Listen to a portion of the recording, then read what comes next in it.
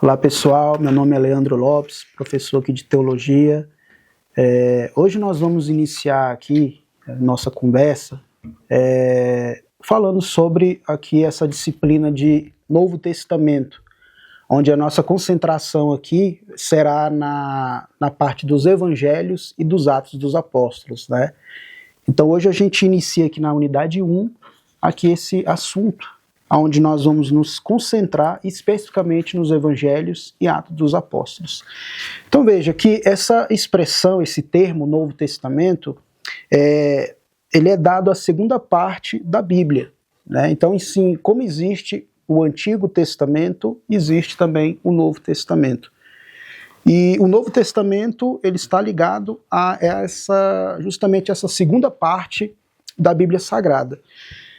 Origina-se do latim, né? Essa palavra Novo Testamento ela tem uma origem pegando do latim ali, né? Novum Testamentum, uma tradução do grego re kaine diatek, né? O termo grego era geralmente usado como o significado de último desejo ou testamento. Então veja que essa palavra Novo Testamento ele tem uma origem ali que originalmente significava o último desejo ou último testamento. E quando a gente pega essa palavra último desejo, último testamento, é muito comum a gente associar a uma pessoa que talvez ali está numa situação ali, talvez de últimos dias de vida ou últimos meses de vida, a qual geralmente essa pessoa, ela reúne ali as pessoas ao seu redor, os familiares especificamente, e ali ele expressa, né, o seu último desejo ali com os seus entes queridos, né, antes de ele partir. Então, essa palavra Novo Testamento especificamente, ela tem essa origem do latim ali, mas que vai arremeter originalmente também a essa ideia, né, de um último desejo ou último testamento. Então veja, dentro disso, dentro da Bíblia Sagrada de um modo geral, tem uma palavra que vai ser muito importante dentro da revelação bíblica, que é a aliança. Especificamente ali, né, no Antigo Testamento a gente vai ver várias vezes Deus ali fazendo aliança com o seu povo, né? Mas assim, o termo aliança é utilizado na versão, por exemplo, a gente sabe que existem várias versões da Bíblia, né? Bíblia de Jerusalém, Bíblia do Peregrino, a Bíblia da versão King James, tem ali a Thompson, enfim, tem aquelas da revista Almeida e Corrigida, Almeida e Atualizada, né? Então tem várias, mas o termo aliança na versão da NVI, que é a nova versão internacional, ela quer dizer concordar. O termo aliança na versão NVI, na versão internacional, ela quer dizer concordar. A aliança significa acordo ou contrato, que envolve as duas partes que firmam o acordo. Então veja, a gente, quem trabalha nessa área, especificamente de humanas, eu sou professor de história também, e quem trabalha nessa área de humanas sabe que não é fácil a gente definir termos, porque os termos eles têm a sua origem, mas eles acabam mudando ao decorrer do tempo, então não é fácil a gente definir termos, né? É muito complexo isso, mas dentro daquilo que se pega, né, a palavra aliança, ela significa acordo ou contrato, né? Entre, geralmente, um acordo e um contrato, especificamente, logo a gente entende que um contrato ele envolve ali duas pessoas, a qual estão conversando sobre algo, estão tratando sobre algo, e ali para finalizar, né, ali aquele contrato, ou seja, aquele acordo, vai haver uma assinatura ali, né, de ambos ali, e ali está firmado ali um contrato. Então veja que a aliança ela tem esse sentido de contrato, né, uma assinatura ali entre as duas partes. Então aliança significa acordo ou contrato que envolve as duas partes que firmam esse acordo.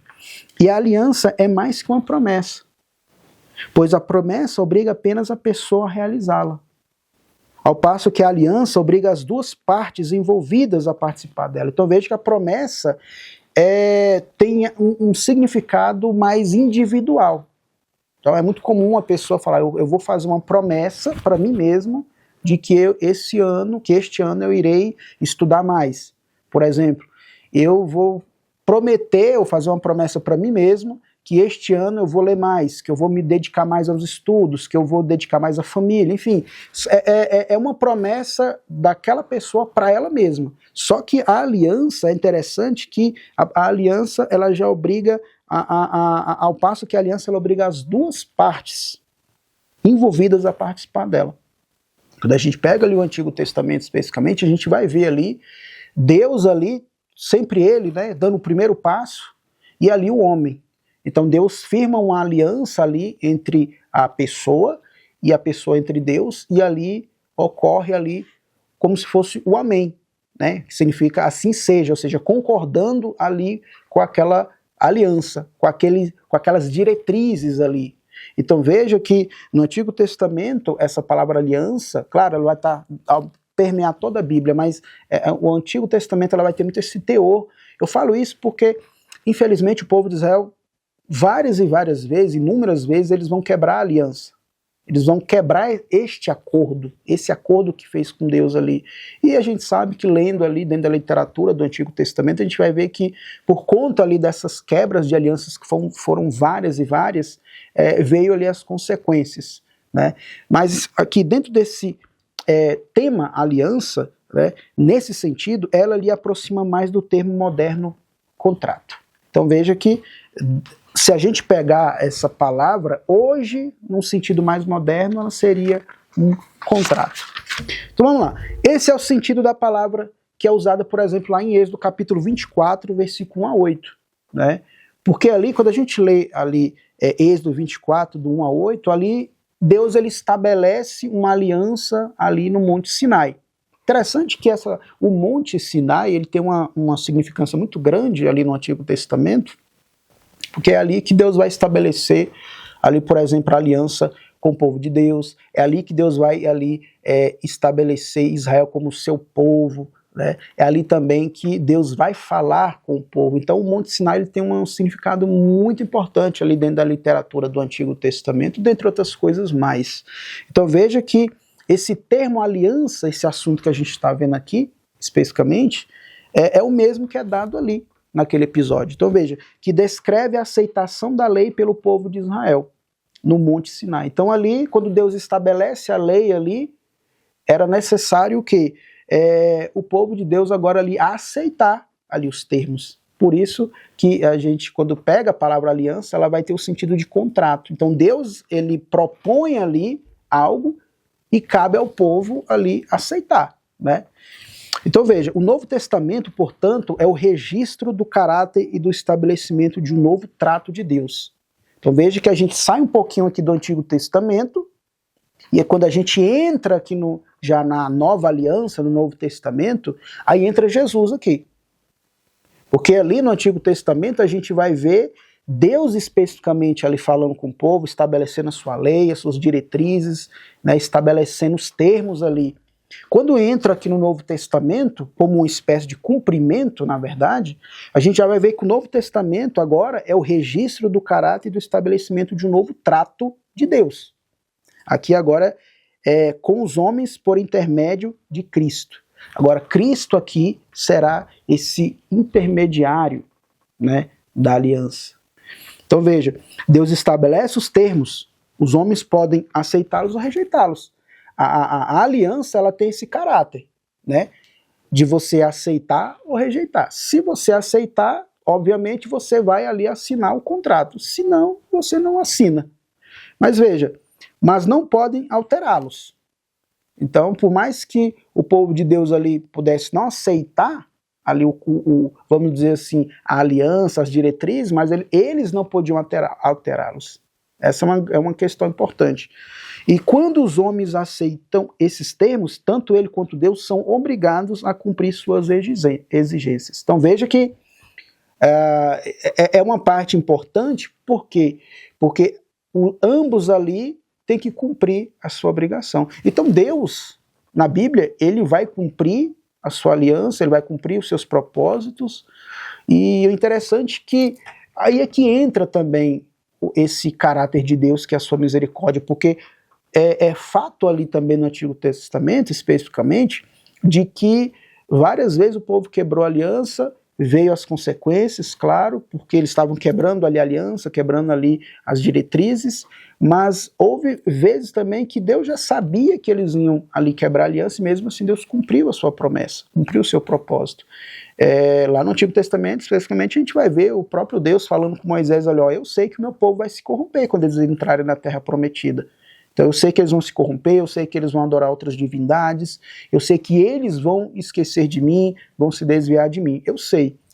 Porém ali a Bíblia fala que mesmo assim Deus cumpriu ali o seu propósito, porque a Bíblia ela trabalha ali dentro de uma aliança, ou de uma promessa, de uma aliança condicional e incondicional. Nesse caso aqui foi incondicional, porque por mais que Deus sabia que o povo ia quebrar a aliança, ele não deixou de cumprir ali o seu propósito, né? Então aqui foi um caso de uma aliança de algo incondicional. Independente se o povo cumprisse ou não, Deus cumpriria com a sua parte. Mas houve outros momentos que, de fato, Deus, para mostrar justiça, Deus para mostrar ali que realmente era necessário a outra parte cumprir, né, na sua parte ali no acordo, né, na aliança, então ele teve ali que, vamos dizer assim, dar as consequências, mostrar as consequências da quebra da aliança. Então veja, a antiga aliança envolvia a revelação da santidade de Deus em um padrão reto. Então ali no Antigo Testamento, na antiga aliança, envolvia a revelação da santidade de Deus em um padrão reto e justo da lei, que aqueles que o receberam foram ali solenemente ordenados a guardá-los. Então, a antiga aliança mostra ali esse caráter de Deus, de um Deus santo, de um Deus reto, justo, e que quer que o seu povo ande também em santidade, ande ali em justiça.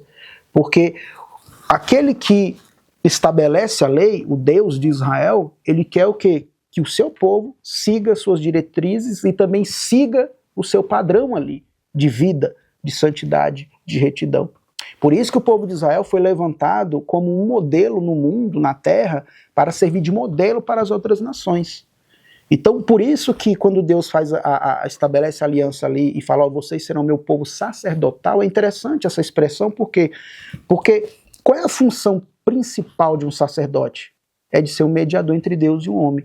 Então, Deus levantando o povo de Israel ali, o povo de Israel iria servir de modelo ou de mediador entre as outras nações, entre Deus e as outras nações. Por isso que era algo importante o povo de Israel entender que por mais que eles fossem um povo eleito, escolhido por Deus, era importante eles saber que Deus não era Deus somente de Israel. Por isso que o judeu ali, a gente vai ver que ao decorrer da literatura bíblica, ele acabou adquirindo um pensamento errôneo de que Deus era somente Deus de Israel. Por isso que foi necessário, por exemplo, dentre outros, Deus levantar o profeta Jeremias e ele ali pregar para outros povos ali. Ou seja, a mensagem de Jeremias não ficou restrita somente ao povo de Israel, mas para os egípcios, para os filisteus, sidônios, moabitas. Então assim, era Deus levantando ali Jeremias para mostrar que a mensagem de Deus não estava somente restrita ao povo de Israel, mas para outras nações, outros povos ali também. Por isso a gente vai entender aquela famosa passagem lá de Atos capítulo 10, quando Pedro chega ali na casa desse centurião Cornélio. E quem lembra da passagem vai lembrar ali que quando ele chega ali na casa de centurião Cornélio, Pedro ali, ele chega e fala, olha, você bem sabe que não é lícito um varão judeu, se misturar com um gentio, que é você. Porque centurião Cornélio não era judeu, ele era um centurião romano, né? Mas a Bíblia diz ali, testemunho, que ele tinha um bom testemunho perante os judeus, praticava a esmola, que é um ato muito importante dentro do judaísmo, né? E as orações dele subiu aos céus. Então, o centurião Cornélio tem uma visão, aparece um anjo para ele ali, dá ali algumas informações e que vai se cumprir em Pedro indo até ali, o centurião Cornélio falando algumas coisas, né, a respeito ali dele e da família. E no final ali Pedro reconhece, né, olha, eu bem sei, reconheço agora que Deus ele não faz acepção de pessoas, mas que é ele, Deus, e todo aquele que é justo na terra, Deus se agrada. Então veja que aquilo que na verdade Pedro fala ali era um pensamento que ainda naqueles dias ainda, e o próprio Pedro foi um exemplo disso, de que o judeu ele tinha esse entendimento que pelo fato de ele ser o povo eleito, Deus era somente Deus de Israel.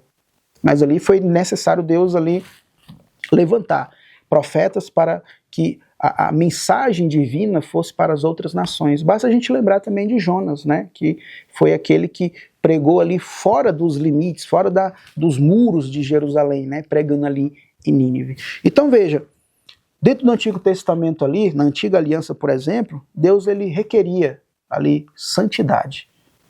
Não somente queria que o povo fosse um mediador entre as outras nações, para que as outras nações conhecessem o Deus de Israel, né? Mas também queria que o seu povo ali tivesse um padrão de santidade, né? De padrão reto e justo da lei, e que aqueles que a receberam foram solenemente ordenados a guardá-los. Então era necessário o povo de Deus guardar essa santidade, guardar essa retidão, essa justiça que vinha do próprio Deus. Até aqui, até a próxima.